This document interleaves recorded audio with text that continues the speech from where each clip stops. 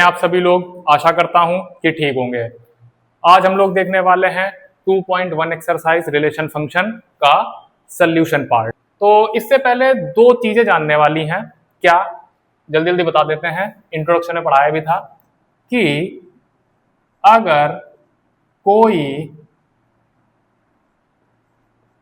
दो ऑर्डर्ड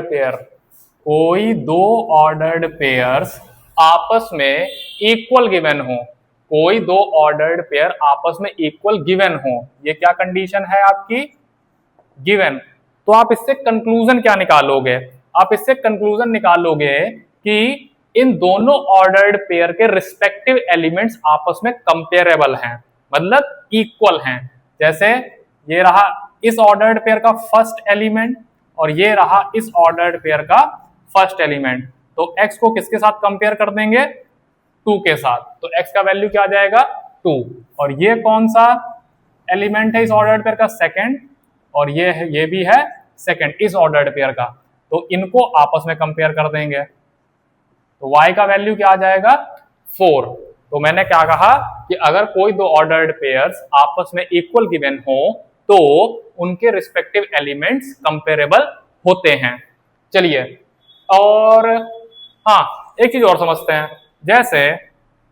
जैसे अगर कोई A क्रॉस B मतलब कार्टेशियन प्रोडक्ट आपको दिया है किन्हीं दो सेट्स का, और किस तरह से दिया है? तो 2,4, 2,5, 3,4 एंड 3,5 ऐसे करके दिया है।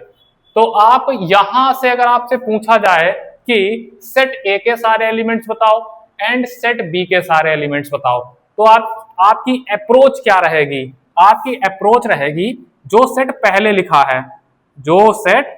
लिखा है उसके एलिमेंट्स पहले लिखे हैं, ठीक है, और जो सेट बाद में लिखा है उसके एलिमेंट्स बाद में लिखे हैं।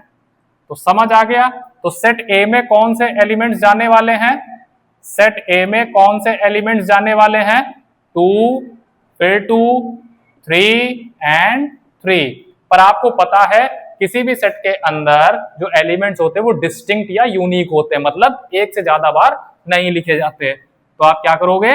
आपके पास कितने बचे एलिमेंट? सिर्फ 2 एलिमेंट, 2 एंड 3। वही सेट बी के साथ देखिए क्या क्या दे रखा है? 4, 5, 4, 5। मतलब सेकंड प्लेस पे कौन कौन से एलिमेंट्स दे रखे हैं? 4, 5 एंड 4, 5। पर फिर से वही बात, कोई भी एलिमेंट्स एक से ज्यादा बार नहीं लिखा जाता। तो इस प्रकार से आप क्या कर लोगे? Set A and set B के एलिमेंट्स फाइंड कर लोगे। इतना बात आई होप आपको समझ आ गया होगा। तो चलिए अब क्वेश्चंस को स्टार्ट करते हैं। तो स्टूडेंट्स, एक बात और मेरी सुन लो कि ये एक्सरसाइज बेस्ड है बेसिकली ऑर्डर्ड पेयर के कॉन्सेप्ट पर and Cartesian product of two sets के कॉन्सेप्ट पर। बस रिलेशन का कॉन्सेप्ट जो है वो अगले एक्सरसाइज में आपके काम आएगा। जो मैंने इंट्रोडक्शन दिया था 2.1 एंड 2.2 का एक साथ दे दिया था, क्योंकि वो आपस में चीजें मिक्सअप हो रही थी। तो मुझे ऐसा लगा कि साथ में इंट्रोडक्शन दे देना चाहिए। आप जब उसको देखोगे तो खुद ही समझ आएगा कार्टेशियन प्रोडक्ट और रिलेशन के बीच बहुत बड़ा रिलेशन है, ठीक है, वो आपस में इंटेंगल्ड हैं। तो दोनों को एक साथ पढ़ोगे तो ज्यादा समझ आएगा, ऐसे मुझे लगा, ठीक है। तो मैंने ऐसा बना दिया वीडियो। चलिए क्वेश्चन पे आते हैं। अब देखते हैं कि दो ऑर्डर्ड पेयर यहाँ पे इक्वल गिवन है, तो जो पहला वाला एलिमेंट है फर्स्ट वाले ऑर्डर्ड पेयर का, वो किसके साथ कंपेरेबल हो जाएगा? पहले element of second ordered pair. और जो दूसरा वाला एलिमेंट है पहले वाले ऑर्डर्ड पेयर का, वो किसके साथ कंपेयर हो जाएगा? Second element of another ordered pair, ठीक है। चलो अब देखते हैं, कंपेयर कर लेते हैं ये फर्स्ट वाला फर्स्ट के साथ और सेकेंड वाला सेकेंड के साथ। तो चलिए सॉल्व कर देते हैं। 1/3 प्लस 2/3, एलसीएम तो वो 3 आ जाएगा। 1 + 2 = 3। 3 से 3 चला गया तो बचा 1, इधर आ जाइए। 5/3 - 1, 5 एलसीएम ले लेंगे तो 3 आ जाएगा, 22 के नीचे तो 1 होगा, नीचे 3, अब इधर आ जाएगा 2,3 और ये 3 उधर चला जाएगा इसके साथ मल्टीप्लाई में, ये कट गया और आपका दोनों वैल्यूज आ गए। सिंपल सा कॉन्सेप्ट है, छोटा सा क्वेश्चन है। चलिए आगे बढ़ते हैं। चलिए बच्चों सेकंड क्वेश्चन देखते हैं। अब सेकंड क्वेश्चन को देखने से पहले हमें क्या बताया गया था, number of elements in A cross B अगर हमको चाहिए तो हम क्या करना पड़ता था, हमको number of elements in set A into number of elements in set B, ये तो करना होता था। तो चलिए यहाँ पे कर देते हैं। अब हमें दिया है एलिमेंट्स इन सेट ए, कितने दिए हैं 3, एन ए कितना दिया है 3, और सेट बी दे रखा है, और सेट बी में हमको क्या दिख रहा है कि नंबर ऑफ एलिमेंट्स कितने हैं, फिर से 3 हैं, 3 4 5 3 एलिमेंट्स तो यहाँ दिख रहे हैं। ठीक है, अब हमें किसमें चाहिए number of elements, in A cross B, तो ये क्या हो जाएगा 3 इंटू 3 मीन्स 9 एलिमेंट्स। तो ये सीधा फॉर्मूला बेस्ड क्वेश्चन था, इजी था। चलिए आगे चलते हैं। चलो भाई थर्ड क्वेश्चन देखते हैं। क्या है, जी और एच हमको दो सेट्स गिवन है और क्या पूछ रहा है, जी क्रॉस एच बताओ और फिर एच क्रॉस जी भी बताओ। तो पहले जी क्रॉस एच को ढूंढते हैं। तो पहले तो अपना आप लिख लीजिए ऐसे सीरियल से, पहले जी लिख लीजिए फिर एच लिख लीजिए। फिर आपको क्या करना है कि जो जी क्रॉस एच बनेगा उसमें पहले किसके साथ आप इसको लिखोगे, मैपिंग करके 7,5, पहला एलिमेंट पहले इसके साथ, फिर इसके साथ,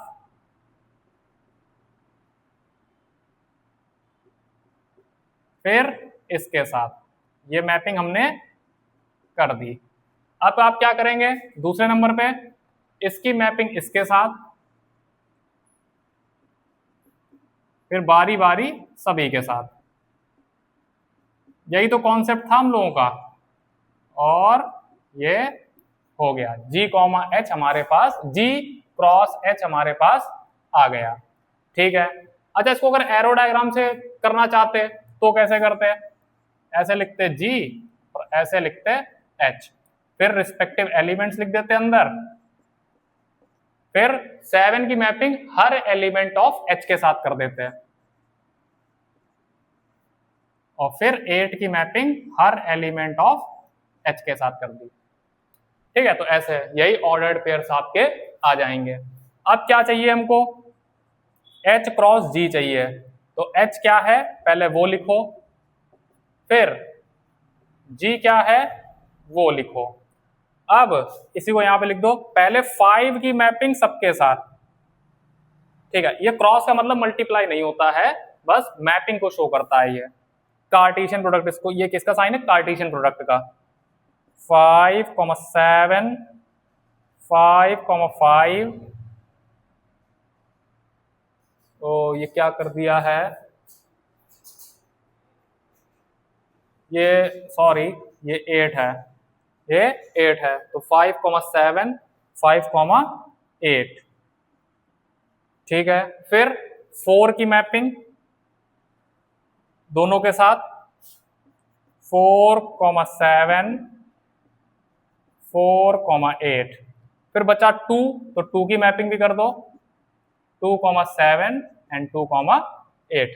अगर आप इसको शो करना चाहें तो अब क्या, एच इधर है और इधर जी है, तो एच में 5 4 2, इधर 7 एंड 8। तो पहले 5 की मैपिंग सारे एलिमेंट्स ऑफ जी के साथ, फिर 4 की मैपिंग सारे एलिमेंट्स ऑफ जी के साथ, फिर 2 की मैपिंग सारे एलिमेंट्स ऑफ जी के साथ। और कुछ पूछा गया इस क्वेश्चन में, अभी तो नहीं पूछा गया।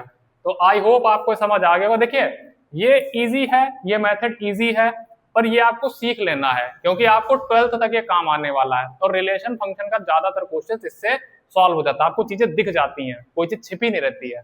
तो ठीक है, ये क्या है, एरो डायग्राम, इसको क्या बोलते थे, एरो डायग्राम। मैंने इंट्रोडक्शन में इसका अच्छे से चलो भाई फोर्थ क्वेश्चन देखते हैं। फोर्थ क्वेश्चन पूछ क्या रहा है, state whether each of the following statements are true और फॉल्स। कह रहा है कि जो स्टेटमेंट्स गिवन हैं, अभी मैंने पहला ही लिखा है, 3 पार्ट है इस क्वेश्चन के, तो कह रहा है कि अगर ट्रू है फॉल्स है पहले वो बताओ, फिर क्या कह रहा है, if statement is false then rewrite the statement correctly. अगर आपका स्टेटमेंट आपने फॉल्स पाया है तो उसको रीराइट करो और सही से लिख दो। ठीक है, पहला देखते हैं। P और Q दिया है, 2 सेट्स हमको गिवन है, I think they are equal sets, बस अरेंजमेंट ऑफ एलिमेंट्स इधर उधर है, बाकी एलिमेंट सेम है। देन P क्रॉस Q में 2 element M, N and N, N।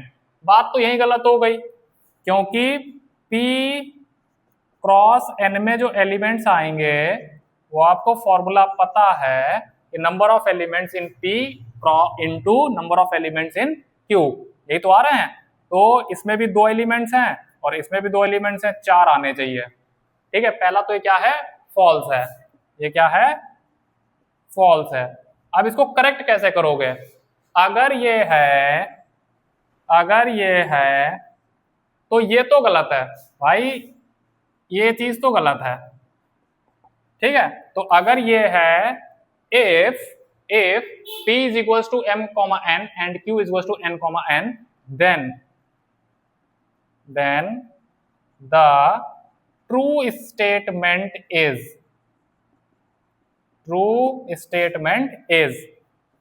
P cross Q करोगे तो पहला M, N, M की मैपिंग इसके साथ, फिर M की मैपिंग इसके साथ, मैपिंग मतलब ऑर्डर्ड पेयर इसका बनेगा यहाँ पे। ठीक है, फिर M का ऑर्डर्ड पेयर फिर M के साथ ही बन जाएगा, फिर N की मैपिंग N के साथ, पहले एलिमेंट के साथ, फिर दूसरे के साथ। तो N, N और N, M। आई होप आपको समझ आ गया होगा फर्स्ट पार्ट। चलिए आगे चलते हैं।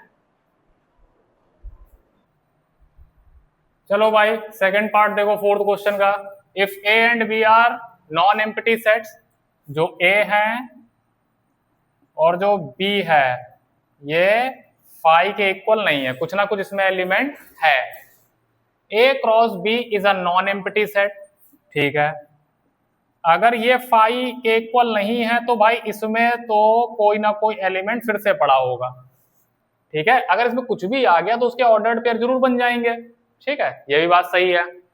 आगे पढ़ो, set of ordered pairs x, y। x, y का मतलब पता क्या है, जो सेट A के एलिमेंट्स हैं, मतलब सेट A, हाँ नॉन एम्प्टी सेट, जो सेट A के एलिमेंट्स हैं, मान लो कुछ भी है 3, 4, 5 या A, B, C, उनको हम लोग किससे रिप्रेजेंट कर रहे हैं, x से। उसको हम लोग किससे रिप्रेजेंट कर रहे हैं, x से। जैसे ऐसे नहीं करते थे एरो डायग्राम में, सेट A लिखा और फिर सेट A के एलिमेंट्स को A कह दिया। जब रिलेशन, इसीलिए मैंने रिलेशन और ये जो 2.1 और 2.2 का इंट्रोडक्शन साथ में दिया था। क्यों, जब मैंने बताया था कोई रिलेशन आपको ऐसे अगर गिवन है, जैसे ऐसे करके सेट A और B किससे बिलोंग कर रहा है, सेट B से, और ये कंडीशन है, मान लो ये रिलेशन गिवन था, तो यहाँ क्या होता था कि सेट A के एलिमेंट्स को A कह दिया। जो ऑर्डर्ड पेयर बन रहे हैं A, B, उसमें A कहां से आ रहा है, सेट A से, और B कहां आ रहा है, B कहां से आ रहा है, सेट B से। तो वही यहाँ पे नोटेशन इस्तेमाल करी गई है। और सेट B के एलिमेंट्स को क्या कहा गया है, मान लो Y कहा गया यहाँ पे। ठीक है, अब क्या है, सेट A क्रॉस B में नॉन एम्प्टी सेट है और उसमें ऑर्डर्ड पेयर कैसे हैं, x, y वाले। कार्टेशियन प्रोडक्ट बनाया और इसमें जो x, y एलिमेंट्स हैं, जो x, y एलिमेंट्स हैं, उसमें से आगे पढ़ो, सच दैट x किसको शो कर रहा है, A को, और y किसको बिलोंग कर रहा है, B के एलिमेंट्स को। x किसको शो कर रहा है, x A के एलिमेंट को, और y किसको शो कर रहा है, सेट B के एलिमेंट्स को। अब इसमें देखो लिखने का ऑर्डर देखो, इसमें लिखने का ऑर्डर देखो, पहले A लिखा है फिर B लिखा है, पहले A लिखा है फिर B लिखा है। इसका मतलब जो ए से आएगा वो पहले लिखा जाएगा, जो एक्स जो ए के एलिमेंट्स को रिप्रेजेंट कर रहा होगा वो पहले लिखा जाएगा, और जो बी के एलिमेंट्स को रिप्रेजेंट कर रहा है वो बाद में लिखा जाएगा। तो बिल्कुल सही बात कह रहा है, बिल्कुल सही बात कह रहा है। आप इसको देखिए x, y, फिर आप इसको देखिए जो हमसे दिया गया है a क्रॉस b, और फिर ये देखिए x कहां से आ रहा है, a से आ रहा है, और y कहां से आ रहा है, b से आ रहा है। तो आप समझ गए होंगे, ठीक है, बिल्कुल सही स्टेटमेंट गिवन है। जब कहा गया a क्रॉस b, पहले यहां क्या कहा गया, a क्रॉस b, फिर कहा गया जो x है वो a से बिलोंग कर रहा है, जो x है वो a से बिलोंग कर रहा है, और जो y है वो b से बिलोंग कर रहा है। तो इसके अंदर ऑर्डर्ड पेयर किस फॉर्म में आएंगे भाई, पहले जो है वो a के एलिमेंट्स लिखे जाएंगे, और a के एलिमेंट्स को कौन रिप्रेजेंट कर रहा है, x कर रहा है, और उसके बाद आपको b का एलिमेंट देखने को मिलेगा।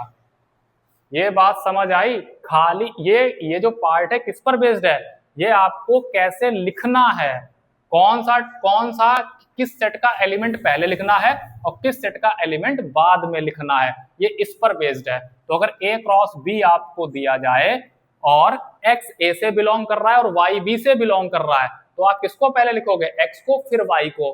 तो वही बात तो यहाँ पे कही गई है। तो ये स्टेटमेंट क्या है आपका, ट्रू हो जाता है। आई होप आपके समझ आ गया होगा। चलो बच्चों थर्ड पार्ट देखते हैं, फोर्थ क्वेश्चन का।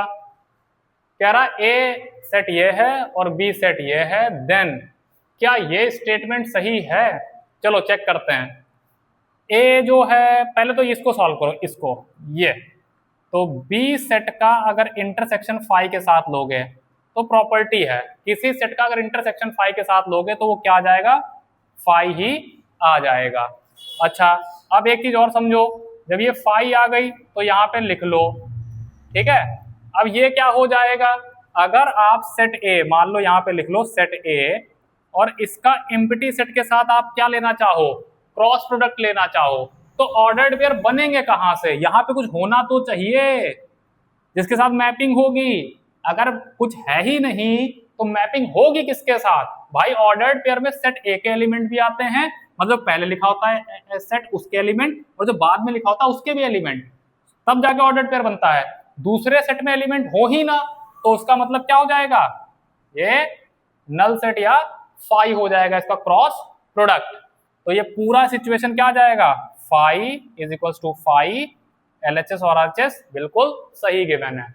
अगर ये सेट गिवन है तो ये कंडीशन सेटिस्फाई हो रही है, तो ये किसकी कैटेगरी में चला जाएगा, this statement is true. If ऐसा है तो ऐसा यस बिल्कुल है। चलिए अगला क्वेश्चन देखते हैं। तो देखो इफ ए सेट जो है -1 और 1 एलिमेंट को कंटेन करता है, then find A cross A. तो डरना मत, यहाँ पे 3 दे दिए हैं तो ट्रिपलेट नहीं बनेगी। ट्रिपलेट बनेगी मतलब बात को समझो, वो ऑर्डर्ड पेयर से होके ही बन जाएगी। कैसे, हम एट अ टाइम 2 को उठाएंगे, पहले इसको सॉल्व करेंगे, ये ऑर्डर्ड पेयर लिखेंगे, फिर जो आएगा, जो भी आंसर आएगा उसका हम क्रॉस प्रोडक्ट इसके साथ ले लेंगे। ये सेट ही तो आएगा तो उसका क्रॉस प्रोडक्ट हम इस वाले सेट के साथ ले लेंगे। तो करके देखते हैं, एक बार करके देखते हैं, फिर आगे समझ आ जाएगा। चलिए पहले लिखा ए क्रॉस ए,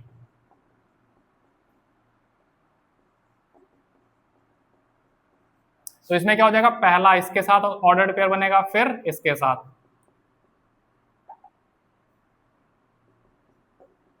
-1, फिर इसका इसके साथ, फिर 1, ये आ गया। ये क्या आ गया, ए क्रॉस ए। अब ए क्रॉस ए का आप क्रॉस प्रोडक्ट ले लो सेट ए के साथ, तो पहले तो ए क्रॉस ए लिखो,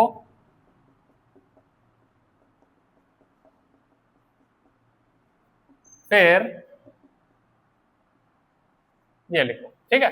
अब इसका जब ऑर्डर्ड पेयर इसके साथ बनाओगे तो कैसे बन जाएगा, देखो इसको पहले आप इसके साथ, फिर आप इसको इसके साथ, फिर लाइन से इसको इसके साथ, इसको इसके साथ, फिर इसका इसके साथ, फिर इसका इसके साथ, सारे एलिमेंट्स का सारे एलिमेंट्स के साथ आप बना देंगे। तो ये हुआ, फिर -1 एंड 1, फिर ये निपट गया, पहला वाला हो गया। अब दूसरे वाले पे जाओ, -1 1 और उसके साथ -1, फिर -1 1 और फिर +1। ठीक है, ये भी चला गया। अब इस पे आओ, 1 -1 -1, फिर 1 -1 एंड 1, ये भी गया। अब लास्ट वाला लिख दो, 1 1 -1, फिर 1 1 1।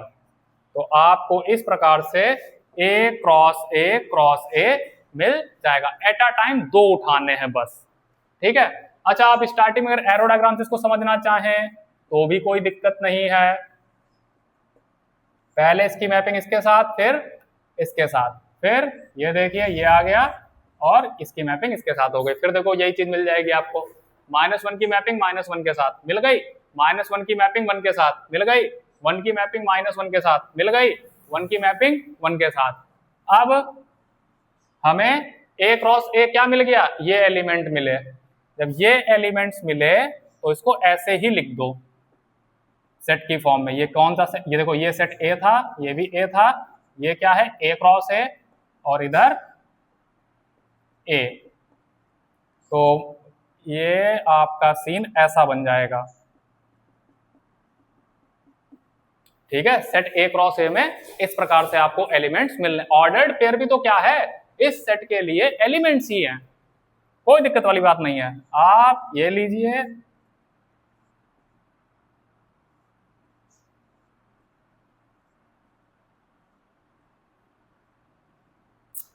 आई होप आपको समझ आ गया होगा दोनों ही मेथड से, नॉर्मल मेथड और ये एरो डायग्राम। चलिए नेक्स्ट क्वेश्चन पर चलते हैं। तो देखो A क्रॉस B हमको ये दे रखा है, सारे ऑर्डर्ड पेयर्स लिखे हैं और कह रहा है A एंड B बताओ। तो मैं पहले बता चुका आपको कैसे देखना है, जो पहले लिखा है, ठीक है, जो सेट पहले लिखा है, तो ऑर्डर्ड पेयर में जो एलिमेंट्स पहले लिखे हैं वो सब कहां से बिलोंग करेंगे, सेट A से। तो पहले क्या लिखे, A लिखा है, फिर से A लिखा है, फिर B लिखा है और फिर से B लिखा है। अब क्या है आपको पता कि जो भी सेट लिखा जाता है उसमें कोई भी एलिमेंट रिपीट नहीं होता है। तो आप इसको और इसको हटा दोगे तो सेट A क्या आ जाएगा, A, B। ठीक है, वैसे ही आप सेट B में देखो तो बाद वाले जो सेट B है वो सेकंड प्लेस पे लिखा है, तो सेकंड प्लेस पे जो एलिमेंट्स लिखे हैं वो कहां से बिलोंग कर रहे होंगे, सेट B से। तो क्या हो जाएगा, x, y, x, y। फिर से वही बात कि जो रिपीट हो रहे हैं उनको हटा दो, तो x, y आपको दोनों सेट मिल गए। चलो आगे चलते हैं। चलिए भाई 7th क्वेश्चन को देखते हैं। हमें क्या करना है, 4 सेट्स गिवन है A, B, C and D और वेरीफाई करना है।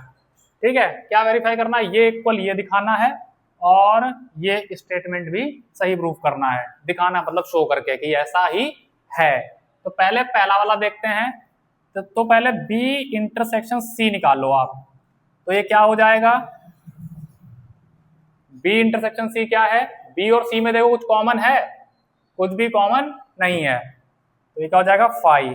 और मैंने अभी भी आपको बताया था थोड़ी देर पहले, या चलो आपको बता दे फिर से, जो सेट जो है अगर उसका क्रॉस प्रोडक्ट 5 के साथ लोगे, मतलब समझो बात को, कोई भी सेट अगर है, कोई भी सेट है उसका अगर एम्प्टी सेट के साथ क्या लोगे, क्रॉस प्रोडक्ट, तो क्या होगा, वो 5 ही आ जाएगा एम्प्टी सेट। क्यों, क्योंकि अगर सेट A आपने लिखा है उसमें कुछ एलिमेंट्स होंगे, मान लो x, y, और उसका क्रॉस प्रोडक्ट अगर हम इसके साथ ले लेंगे नल सेट के साथ, तो क्या होगा कि जब ऑर्डर्ड पेयर बनाने की कोशिश करोगे तो वहां पे कोई एलिमेंट है ही नहीं।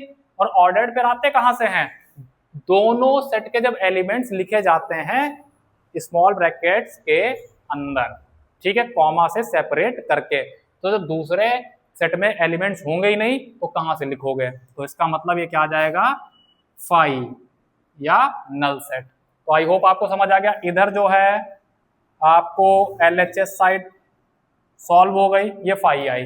अब इधर देखते हैं, तो उसके लिए पहले तो इसके लिए तो पहले क्या करना पड़ेगा, A क्रॉस B निकालो।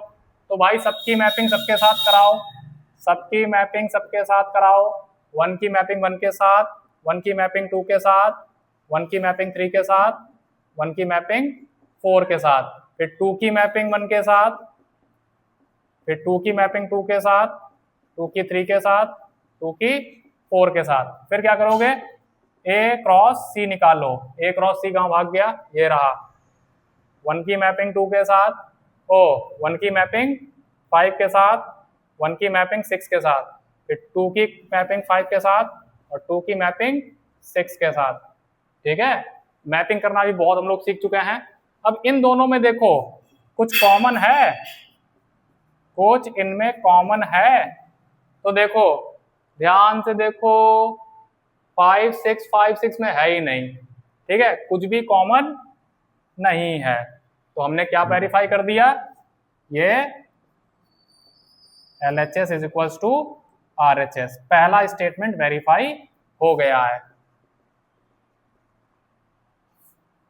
ठीक है, since LHS goes to RHS, hence verified। चलिए इसका भी सेकंड पार्ट देखते हैं, इसको मिटाकर। चलिए 7th का सेकंड पार्ट देखते हैं। पूछ रहा है A cross C is the subset of B cross D, इसको वेरीफाई करना। ये स्टेटमेंट सही है, ये वेरीफाई करने का मतलब जो स्टेटमेंट है वो सही है, उसको वेरीफाई करके दिखा दो। तो पहले उससे पहले में क्या करना पड़ेगा, सबसे पहले A cross B, A cross C तो कर लेते हैं। अभी किया था 1,5 1,6 2,5 2,6। ठीक है, अब क्या करना पड़ेगा, B क्रॉस D करो, उसके बाद चेक करेंगे कि क्या स्टेटमेंट सही है। चलो B क्रॉस D करना है, तो ये तो बहुत बड़ा सेट जाएगा। 1,5 1,6 1,7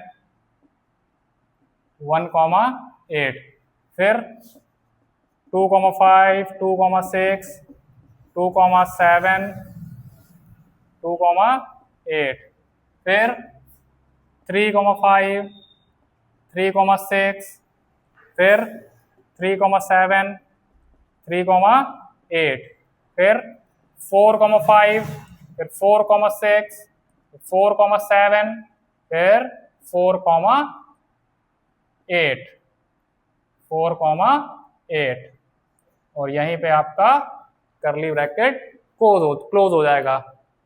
ठीक है, तो कितने 16 एलिमेंट्स होने चाहिए, 16 ordered pairs.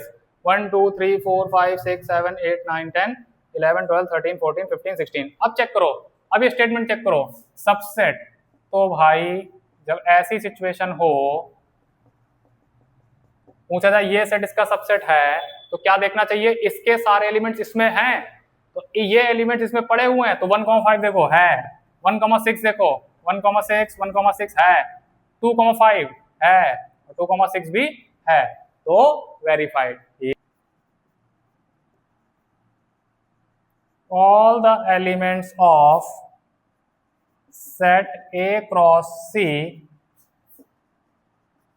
are in B cross D.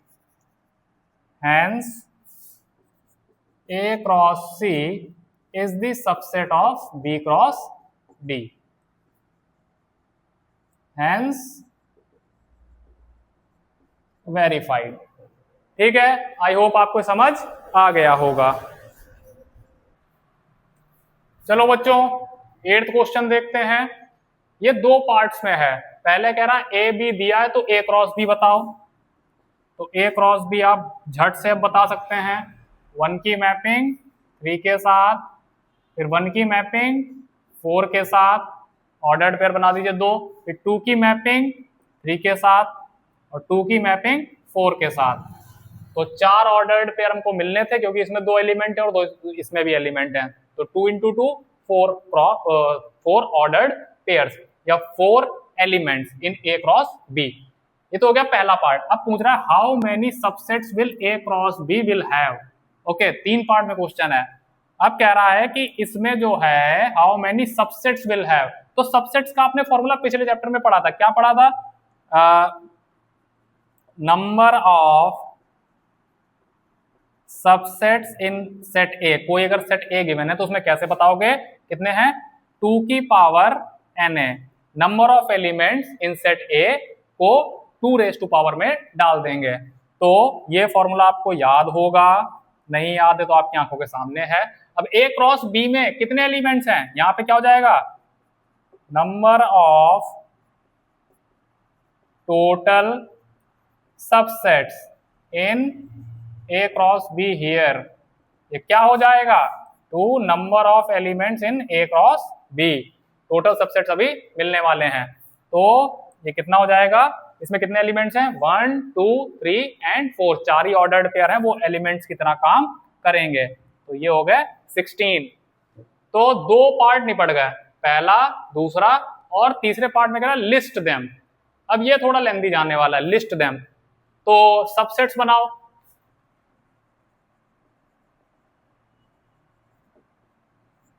Required subsets क्या हो जाएंगे भाई? देखो, पहले तो एक एक करके उठाओ। सबसे पहले तो क्या हो जाएगा? फाई जो है वो सबका सबसेट है। फिर एक एक एलिमेंट करके उठाओ और उसको बनाओ। 1, 4, 2, 3 एंड 4, 2। अब एक एक वाले उठ गए एलिमेंट, अब 2 2 करके उठाओ। तो 1, 3, 1, 4, 2, फिर 2 2 करके उठाने हैं बस। फिर 1, 3 और 2, 3 उठा लो, ठीक है। फिर 1, 3 और 2, 3 उठा चुके हैं, तो 2, 4 उठाओगे। फिर क्या उठाओगे? 1, 3, 1 इसके साथ पूरे हो गए, 1 के साथ ये भी हो गया, 1 के साथ ये भी हो गया, और 1 के साथ ये भी हो गया। तो 1 इसका तो सब निपट गया, ठीक है। अब 1, 4 एंड 2, 3 इसको उठा लो। फिर 1, 4 और 2, 4 इसके साथ दोनों निपट गए, ठीक है। 1 2 3 4 5 एक और अभी बनना है, तो 2, 3 एंड 2, 4 ये भी निपट गया, ठीक है। तो 5 और 6 11 16 जाने हैं। तो अभी 3 3 वाले ही बनेंगे जब 3 3 करके उठाओगे। तो 1, 3, 1, 4, 2, 3 ये तो हो गया पहला, मतलब 12वां निपट गया। फिर 1, 3, 2, 3 एंड 2, 4 आपको इसके साथ बनाना पड़ेगा। 1, 3, 1, 4, ठीक है, ये 1 वाला निपट गया। अब आपको एक 1 2 3 ये गया, 1 2 3 ये गया, और पहले ये गया, फिर ये गया। अच्छा, अभी एक और कर देते हैं, ये 1, 4, 2, 3 एंड 2, 4 एक ये गया। अब एक और बच रहा है, वो कौन सा हो सकता है? 1, 2, 2, 3, 1, 4, 2, 3, 2, 4 एक और है भी, हाँ 1, 3, 1, 4 एंड 2, 4 1, 3, 1, 4 एंड सीधे 2, 4 ये और कहीं तो नहीं लिखा है। 1, 3, 1, 4 एंड 2, 4 चलो नहीं लिखा है। तो ये 3 3 वाले निपट गए। अब सारे के सारे लिख दोगे, सारे के सारे लिख दोगे। ये करना फर्स्ट चैप्टर में बताया था जब सबसेट्स वाला एक्सरसाइज आया था 1.3। अच्छे से एकदम बताया गया था वहां पे। ठीक है, तो यहाँ पे आपको 16 सबसेट्स जो हैं वो लिस्ट कर दिए गए हैं। आई होप आपको समझ आ गया होगा। चलिए 9th क्वेश्चन देखते हैं। Let A and B two sets, A और बी कोई दो सेट्स हैं, such that number of elements in set A 3 है, number of elements in set B कितने हैं, 2। ठीक है, और ये ऑर्डर्ड पेयर्स गिवन है। If x, 1, y, 2 and z, 1 are in A cross B, A cross B में कौन कौन पड़ा हुआ है, x, 1, y, 2 एंड z, 1। ठीक है, फाइंड ए एंड बी, हमको बताओ सेट ए में क्या है और सेट बी में कौन कौन से एलिमेंट से पूछा गया है। एक्स वाई जेड जो डिस्टिंक्ट एलिमेंट्स है, मतलब अलग अलग हैं, इनकी वैल्यू सेम नहीं है। तो चलिए स्टार्ट करते हैं।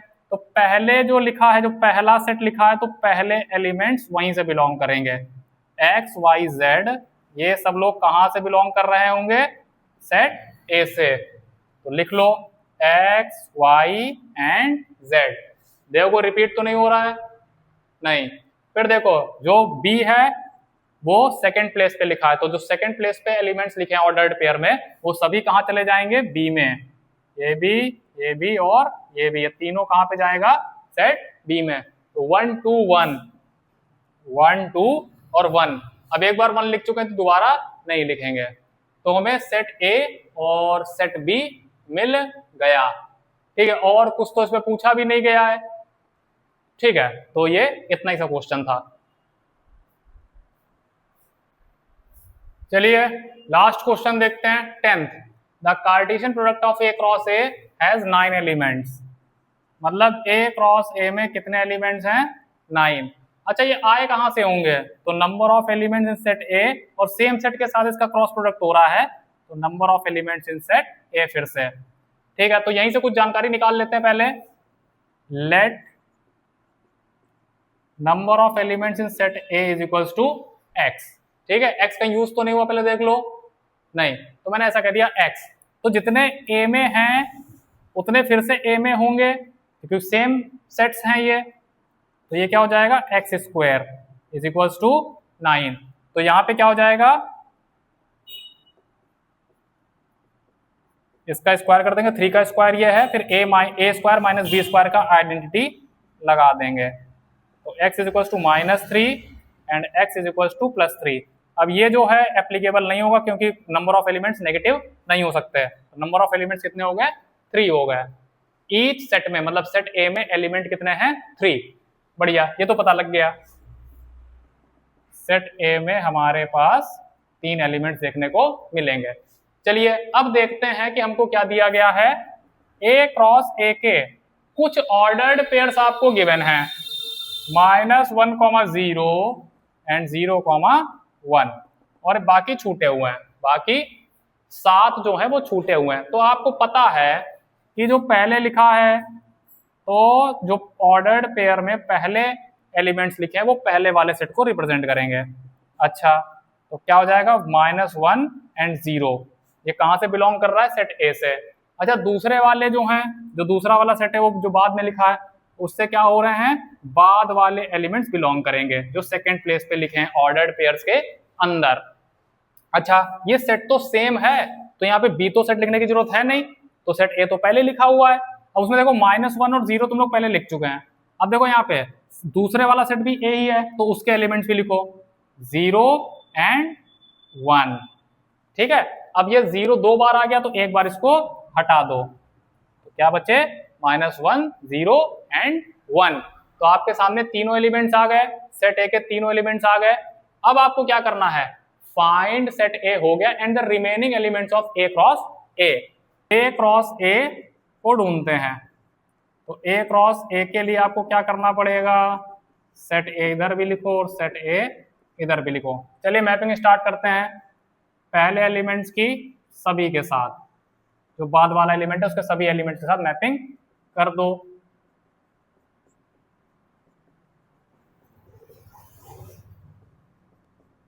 ठीक है, फिर दूसरे वाले एलिमेंट्स की सभी एलिमेंट्स के साथ, तो 0, 0, -1, 0, 0, 0, 1। फिर थर्ड वाले की सभी एलिमेंट्स के साथ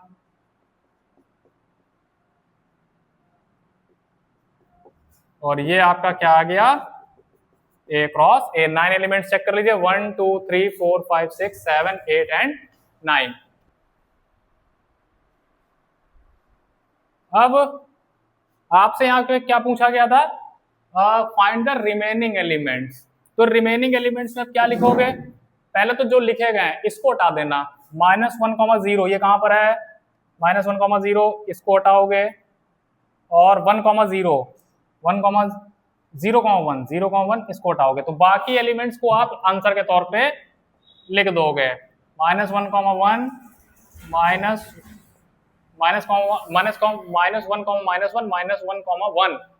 फिर 0, -1, फिर 0, 0, फिर 0, 1। 0, 1 तो नहीं लिखना है, वो पहले लिखा जा चुका, उसने रिमेनिंग पूछे हैं, सारे नहीं पूछे हैं।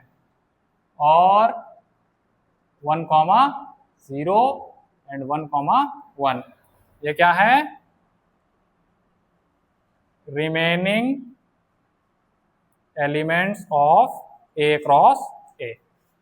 आई होप आपको पूरा क्वेश्चन समझ आ गया होगा।